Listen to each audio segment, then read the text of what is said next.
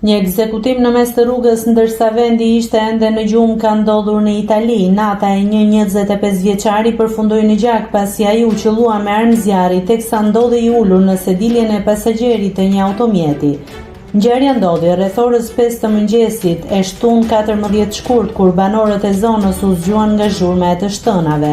Viktima është Kevin Muharremi, 25 vjeç, me origjinë shqiptare. Sipas rindërtimit të parë të ngjarjes, Siriu po kthehej nga një mbrëmje e kaluar në një lokal në zonën e Valderës.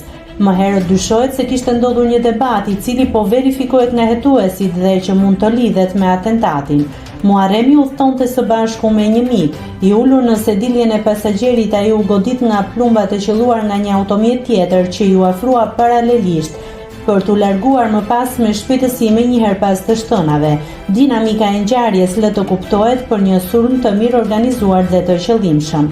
Ndërhyrja e karabinierëve dhe ekipit mjekësor të urgjencës 118 ishte e menjëhershme, por për 25 vjeçarin nuk pati asgjë për t'u bërë.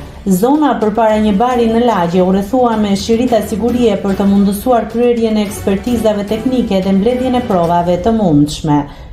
Hetuesit po rindërtojnë orët e fundit të riut, duke analizuar dëshminë dhe pamjen e kamerave të sigurisë në zonë. Asnjë pistë nuk përjashtohet, ndërsa komuniteti i Monte Cavoli është zgjuar i tronditur nga një krim që rikthen vëmendjen te një dhunë e papritur dhe brutale e konsumuar në heshtjen e agimit.